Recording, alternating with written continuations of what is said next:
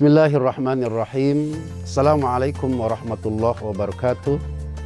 Alhamdulillahilladzi anzalal Qur'an hudan linnas wa bayyinatin minal huda wal furqan. Asyhadu an la ilaha illallah wahdahu la syarikalah wa asyhadu anna Muhammadan abduhu wa rasuluh. Allahumma salli wa sallim wa barik ala qudwatina wa qurrati a'yunina Muhammadin wa ala alihi wa ashabihi wa man saru ala syari'atihi ila yaumiddin wa ba'du. Tribunes rahimakumullah, saudara-saudaraku yang Allah muliakan. Kali ini kita akan berbicara tentang nuzulul Quran. Nuzul artinya turun, Quran adalah Al-Quran. Berarti momen di mana Allah Subhanahu wa taala menurunkan Al-Quran ke langit dunia, lalu dari langit dunia Allah turunkan ke Nabi kita Muhammad sallallahu alaihi wasallam. Dan itu pertama kali terjadi pada tanggal 17 Ramadan. Tribunes, saudaraku rahimakumullah, ada dua aspek yang bisa mempengaruhi bahkan merubah kehidupan manusia. Pertama adalah culture, budaya, adah. Budaya ini paradigmanya adalah rasional. Al-adah ma'kulatul makna. Disebut budaya itu jika paradigmanya adalah rasional. Namun jika tidak rasional, itu lebih kepada mitos. Yang kedua yang dapat mempengaruhi dan bahkan merubah kehidupan manusia, wahai saudaraku Tribunes rahimakumullah, adalah agama, ad-din, religion. Berbicara masalah agama, khususnya agama Islam, pasti identik dengan Al-Quranul Karim yang sengaja diturunkan oleh Allah Subhanahu wa taala pertama kali di bulan Ramadan, tanggal 17 Ramadan kepada Nabi kita Muhammad sallallahu alaihi wasallam, mengandung 3 pengetahuan sebagai dasar dalam menjalani kehidupan kita di alam yang fana ini. Apa saja 3 macam pengetahuan yang dikandung oleh Al-Quran? Pertama, pengetahuan yang rasional dan empiris, kita sebut dengan sains. Dan ini sangat bertaburan ayat-ayat dalam Al-Quranul Karim. Suatu ketika ada seorang jamaah yang komplain kepada saya, minta keadilan karena dia diceraikan oleh suaminya, dan suami ketika sudah menceraikan dirinya, 1 hari setelah itu langsung menikah dengan wanita lain. Nah, wanita ini komplain, Islam tidak adil katanya. Saya bilang, di mana sisi ketidakadilannya, Bu? Itu dia, suami saya baru saja menikah dan menceraikan aku, 1 hari sudah nikah lagi. Sedangkan saya harus menunggu 3 kali suci. Mana sisi keadilan Islam? Padahal sama, saya juga sudah punya cadangan, kata dia. Waliyadzubillah.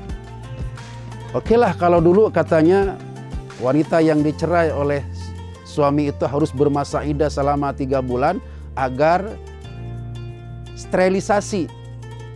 Takut-takut di dalam rahimnya itu meninggalkan janin dari mantan suaminya. Tapi sekarang kan sudah ada ultrasonografi yang jangankan 1 bulan, 2 bulan, 2 minggu saja terlambat haid sudah bisa diketahui melalui tes pack. Kata wanita tadi, apalagi alasan dari Islam sehingga wanita harus bermasa iddah 3 kali suci.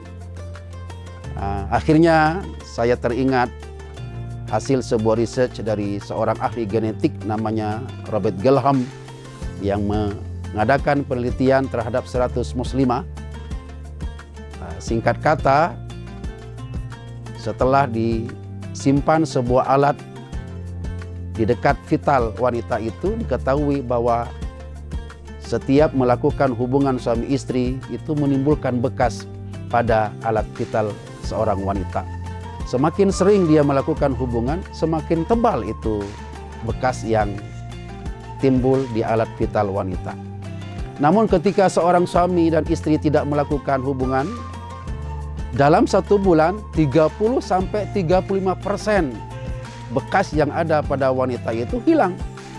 Sehingga kalau 3 bulan berarti 100% bekas dari laki-laki yang pernah berhubungan dengan wanita itu akan hilang. Nah, itulah hikmah kenapa wanita itu harus bermasa iddah ketika diceraikan oleh seorang laki-laki. Wal mutallaqat yatarabbasna bi anfusihinna salasata quru. Ya. Surat Al-Baqarah ayat 228. Dan wanita-wanita yang diceraikan oleh suaminya hendaklah dia bermasa jeda, bermasa iddah selama 3 kali suci. Nah, ini dalam Al-Quran ada ayat rasional dan ternyata bisa dibuktikan. Disebutnya sains. Yang kedua, sengaja Allah Subhanahu wa taala turunkan Al-Quran kepada Nabi kita Muhammad sallallahu alaihi wasallam karena Allah ingin memberikan pengetahuan yang kedua, yaitu pengetahuan yang rasional tapi non empirik. Masuk di akal cuma susah dibuktikan. Yang kita sebut itu dengan filsafat. Dan yang ketiga, Allah Subhanahu wa taala turunkan dalam Al-Quran macam pengetahuan yang ketiga yang disebut dengan mistis atau keimanan, pengetahuan yang suprarasional tapi empirik, susah dijangkau oleh akal, cuman buktinya nyata. Ya.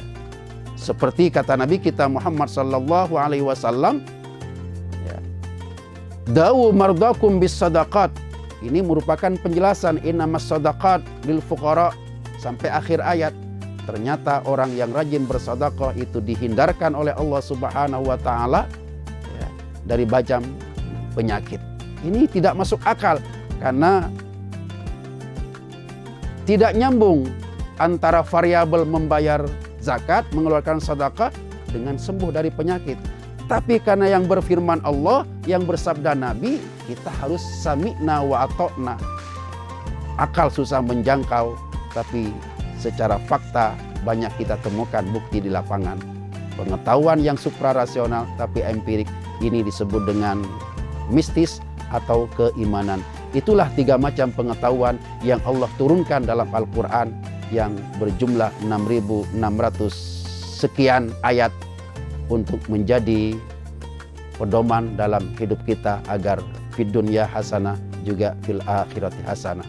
Saudaraku Tribuners yang Allah muliakan, semoga ada manfaatnya. Aqulu qauli hadza wa astaghfirullah li wa lakum. Wassalamualaikum warahmatullahi wabarakatuh.